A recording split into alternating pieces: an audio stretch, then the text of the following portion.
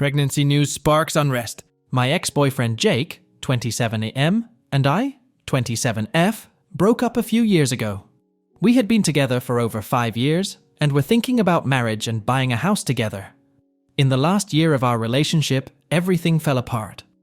Long story short, he had a sudden psychotic episode and was placed in a mental health ward, mental health facility attached to hospital, this is in Australia FYI, for his safety. Following this, his entire personality changed, and he developed delusions, hallucinations, and paranoia, which never went away. A large part of his paranoia revolved around me controlling people around him and thinking I was trying to make him look crazy. He also constantly accused me of cheating on him and told me many times that he hated me. He was let out of the hospital after some time, and I took responsibility for him. This change in him was heartbreaking. He was eventually diagnosed with schizophrenia. I did everything I could to be there for him. I went to all of his mental health appointments and stayed up at night to make sure he didn't leave the house alone. He was prone to wandering out at night when experiencing psychosis. Things became too much for me to handle. He became angry, and his paranoia about me made it impossible to help him. He didn't trust me to be close to him, but at the same time, he didn't want me to leave his sight, as he was convinced I was cheating. When he seemed to be doing a little better mentally, I broke up with him. I waited until I felt he would be okay on his own, and helped organize for him to move back in with his parents. I was filled with guilt for that decision, but it was the right choice for me. I was struggling. For months I received no love and was used as an emotional punching bag. I did my best. He wasn't the same person anymore, and his resentment for me was intense. Obviously, this isn't the full breakdown of his mental health issues, as a lot of the things he went through are very personal. I never blamed him for what happened, but I needed to be happy and did what I needed to. It was a messy breakup, but it went better than expected. We kept talking for a little while as friends. I think the entire time we kept contact, he assumed we would get back together at some point. I continued helping him when I could. When I started a new relationship with my current partner Sam, 30M, Jake had a really bad psychotic episode and threatened both of us. He accused me of cheating on him with Sam before we broke up, which makes no sense as I met Sam after we had broken up, and sent both of us intense messages. I managed to contact Jake's family, who got him the help he needed. Following this, I cut all contact with Jake. It was obvious that we couldn't maintain a friendship anymore. The only slight connection I have to Jake is my brother's girlfriend Jess, 29F. Her and Jake have been friends for years and have maintained their friendship. She knows the entire background to our relationship and never chose sides. I would say I am close with her. We have always been friendly. It always made me happy to know that Jake still had a good friend to confide in. Shift forward to March 2022.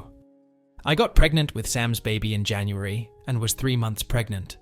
I had just told my family and close friends about the pregnancy. I told everyone to keep it quiet as I didn't feel ready to publicly announce it. I was incredibly emotional, nauseous, and in no state to deal with any potential fallout at that point. I didn't hear anything from Jake for months. Less than 24 hours passed after telling my side of the family, and I received a phone call from Jake. He had found out I was pregnant and left a voicemail saying he would be filing for custody of the baby. Obviously, he was in a psychotic episode, so I ignored his calls and let his family know that he had reached out to me. By this point, it had been over a year since we had even spoken. He has no idea where I live or work, so I'm not worried about him showing up physically to confront me.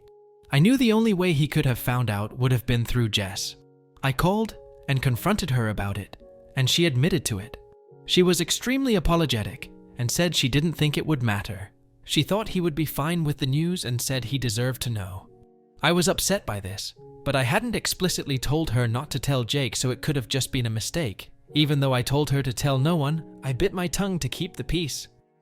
I forgave her, but made it very clear that she shouldn't tell Jake any more information about me or the baby, and she agreed it wouldn't ever happen again. I didn't hear anything from Jake for months. Last weekend was my baby shower. Sam and I had the baby shower together. It was more of a party than a traditional baby shower. We hired a function room at a bar and invited 80 people to come celebrate. We were all having a great time until I saw Jake standing at the bar, looking around. I managed to slip away without him seeing me and grabbed security to get him escorted out. The area had been roped off for us as a private function, so I simply told them he hadn't been invited. I watched as security approached him and asked him to leave. He was furious and started yelling, demanding to talk to me before he would leave. Sam and several friends went over to him to try and talk him down, but it only escalated. He screamed at Sam, claimed that he was the baby's real dad, and that we had never really broken up. At this point, I left to hide in the ladies' room until my mum came to let me know Jake was gone. He had eventually left after a little more screaming. I was mortified, and we cut the baby shower short. I couldn't stop crying. It's now been a few days, and I confronted Jess. She is the only person who would have possibly told him the location and time of the baby shower. I wasn't as kind on the phone with her this time. She admitted to telling him and apologized, but said, "How could I keep this a secret from him?" I was furious and told her that she would no longer receive any news about me or the baby, and that I would cut her out of my life. I'm not proud of it, but I screamed at her. I couldn't believe how irresponsible she had been. It wasn't her news to share. My brother called me after and asked me to forgive her. He knew she was wrong, but he didn't think he should also be punished for what she had done. He knew that by cutting her out, I also wouldn't be telling him any news about the baby. In part, he thought I should blame Jake for his reaction, and not Jess, that she hadn't known he would show up. The damage was already done, and I should let it go. I honestly don't blame Jake for what happened. He is mentally ill and needs help. It's not his fault, and I know he will regret all of this when he comes back to a more clear headspace. I told his family what had happened, and they told me he was readmitted to the mental health ward. He had threatened to harm himself if he wasn't allowed to see my baby. Regardless of whether I think he is at fault, I definitely don't feel safe with Jake now. I have a child to think about, and him thinking it is somehow his is pretty scary. I haven't budged with Jess or my brother. My family all think I should forgive her, so my brother can meet his niece and nephew. We don't know the sex. But I just can't trust her. She already broke my trust once, and I'm furious. I could have been hurt if Jake had confronted me at the shower. So many things could have gone wrong. I don't know what to do. I'm heartbroken that my brother may not get to meet this baby for a while, but I'm scared that she could tell Jake information about the baby that could put us in danger. My parents and other family members have all agreed not to tell Jess or my brother any information about the baby upon threat of also being cut out. I just don't know how long I can feasibly cut them out before I crack. Sam is obviously on my side with all of this. If it wasn't for him, I would be in a much worse state. Any advice would be appreciated. I'm finding it hard to stick to my guns on this, and worry that news will leak to Jess from other family members. My parents were particularly hesitant to promise not to tell my brother when the baby is born. Update 1. So, I had my baby earlier than anticipated. I'm happy to announce that Sam, 30M, and I now have a beautiful son. He is currently 10 weeks old and was born at 38 weeks. We are absolutely smitten with him and couldn't be happier. Sam and I moved into a new house. We had been living in a one-bedroom apartment and decided we needed more space for our growing family. Part of our decision on our house was that it was further away from my brother and Jess. Our apartment had only been a 5-minute drive from them, and I felt uncomfortable knowing that Jake, 27M, could potentially be visiting, and we could run into him while walking the dog. I also didn't trust that Jess hadn't told him where we lived. Our new house is now a 45-minute drive away from them, and I feel much safer. We didn't tell them the location of our new home. We had been living in our new house for about a month with no issues. I heard from Jake's family that he was on an extended mental health hold at the hospital, as his psychotic episode was not subsidizing, and he refused to take his medication. I also warned them about his relationship with Jess, and they seemed to take it seriously. They would keep an eye on them, and told the hospital that she was not to be allowed visitation with him. My family stopped pestering me to forgive Jess. My mum had a heart-to-heart with me, and finally understood why I had to cut my brother out. I didn't hear anything from my brother. Apparently, my mum had stepped up and had a conversation with him about the severity of what Jess had done. It broke my heart to push my brother away, as we had been so close. But after reading all of your comments, I knew that I had to be responsible and keep my baby safe. Unfortunately, things didn't stay so calm. After a few months, I received a call from Jake. He had finally been released from the hospital and was embarrassed about his behavior at the baby shower. He told me he knew that the baby wasn't his. He cried and asked to speak with Sam. He wanted to personally apologize to him. Sam didn't want to talk to him. I told him I forgave him. I knew it wasn't his fault and that we should move on. I was also very firm with him and told him that under no circumstances would I let him be around me or my baby. If he tried to contact us, I wouldn't hesitate to call the police. He accepted that, and our conversation ended. About 2 weeks later, Jake showed up at Sam's workplace, demanding to speak with him. They had a short conversation where Jake broke down in tears and begged to be forgiven. From what Sam told me, he didn't seem to be stable. In his apology, he said, "I'm so sorry for confronting you in public like that. I should have spoken to you privately. Clearly you didn't know the baby isn't yours, and you were humiliated in front of your friends." Paraphrasing here. Sam didn't want to provoke him, so said he accepted his apology and asked him to leave. Sam then called me to let me know what had happened. I was shattered. Obviously, Jess had told him where Sam worked. I called Jake's family to let them know what had happened. They told me the next day he hadn't come home and were extremely worried. He wasn't meant to be driving as his license had been suspended. He had been caught speeding several times, but he had taken his mum's car without her permission. A few days later, he was found by police in a building that was under construction, completely out of it, and confused. He had driven 20 hours away from our town. He was taken to the local hospital and placed in their mental health ward. His family flew up to retrieve him. To this day, I still haven't heard any updates on Jake. I assume he is still in a mental health facility. His family always updates me when he is released. After all of that, my brother called me and asked if he could meet up with me for lunch one day. He sounded upset on the phone, so I agreed. We met at a McDonald's.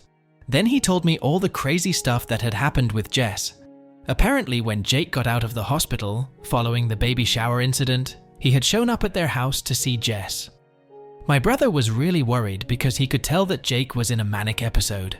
He kept an eye on Jake while he visited, and noticed that he was being extremely touchy-feely with Jess, who started to seem flirty with him as well. It made him really uncomfortable, so he made an excuse about him, and Jess needing to go to a friend's house. When Jake left him, and Jess had a massive fight, he confronted Jess about the flirty behavior, and she was extremely defensive. She flat out denied that she had been flirting, or that Jake had been touching her at all. My brother decided to drop it. Not long after, we later realized this happened on the same day that he had gone to Sam's workplace. Jake showed up at their house again, but this time, Jess was at work. My brother works from home. Jake told him that he was in love with Jess, confessed that they had been sleeping together, and showed him a bunch of text messages between the two of them to prove that he wasn't making this up. My brother asked him to leave. When Jess got home, he confronted her. At first, she tried to deny it, but eventually confessed. She begged my brother to forgive her. She had realized after his outburst at the baby shower that she didn't love him. My brother was furious and told her to stay with her parents for a while. Ever since then, he hasn't heard from her. It's been months now, and it looks like things are over between the two of them. My brother feels terrible about what Jess did to me. Although I want to let him back into my life fully, I still don't trust that he won't eventually get back together with Jess. The two of them haven't officially broken up, and until that day comes, I won't be sharing my address or photos of our son with him. So far, my brother has met our son once at my parents' house. I still don't know why Jess decided to tell Jake about my pregnancy, but I'm so glad she isn't in our lives anymore. I haven't heard anything from her or Jake since. I'm constantly worried he could show up again. I've developed some strange OCD behaviors after it all, needing to check that all our doors are locked 5 times and touching all of the windows in our house before I can go to sleep. Other than that, things have been peaceful so far, and Sam and I have been able to enjoy our new life as parents. New update 2. Unfortunately, I don't have great news to share in this update. One good thing, my brother did officially break up with Jess. Our relationship is still strained after what happened, but we are able to talk and be civil now. Also, my life with Sam and our new baby has been amazing. Being a new parent is definitely hard, but I've been loving every second of it. I haven't gone back to work after my maternity leave.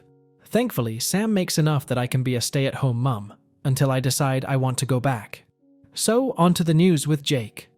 I didn't hear anything from him or his family for a while.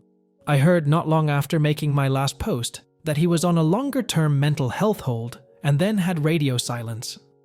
I took that to be a good thing. Not hearing from him usually meant he was doing better. About a month ago, I received a strange text from Jake at 2 a.m.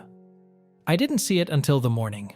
The message made no sense. He was talking about seeing someone who came back from the future, that he was being followed and needed to hide. He mentioned the movie director Christopher Nolan and how he had seen hidden messages in his movies, and he was going to win $1 million with numbers that were hidden in his movies. Honestly, I've received similar messages from him before, so I wasn't too put off by it. I took a screenshot of the message and sent it to his sister, so she knew he had contacted me. Then I kind of forgot about it. His sister didn't get back to me though, which I did find a bit strange. She normally messaged me back pretty quickly. 2 days later, his sister called me. She was crying on the phone and asked me if I had received any other contact from Jake that night. I told her no. She explained to me that Jake had passed away from suicide that night, only hours after he had sent me that message. He had apparently sent the same message to about 20 people in his contact list. I don't know all of the details, but apparently that night he had managed to steal his mum's car again. She had been hiding her keys from him, but after ransacking the house, he had found them.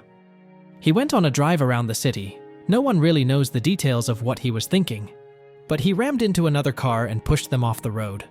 They slammed into a tree. Thankfully, they weren't majorly injured. I later found out it was a young 17-year-old couple in the car.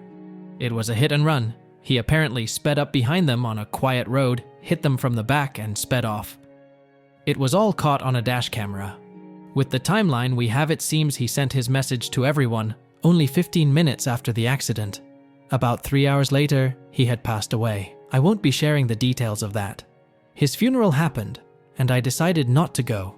With my complicated relationship with Jake, it just didn't feel right to me. One weird thing, Jess went to the funeral. I only know because she took a selfie crying at the funeral and posted it on Instagram with a caption preaching that we need to do more about mental health and supporting people. I was disgusted. It was incredibly hard to hear what had happened. I'm still processing it all. I feel guilty to admit this, but I also feel a sense of relief that my family doesn't need to be worried anymore. I do miss him though. I think I already grieved him when he changed in our relationship. It's hard to know he is physically gone. I can't even imagine what his family must be feeling. It's difficult for everyone involved. I'm so sad that it came to this. Obviously, we all hoped he would make a recovery, that one day his psychosis and mania would just disappear completely. He was a good person, just a person that was impacted by mental health problems. I wish there had been a better outcome to all of this.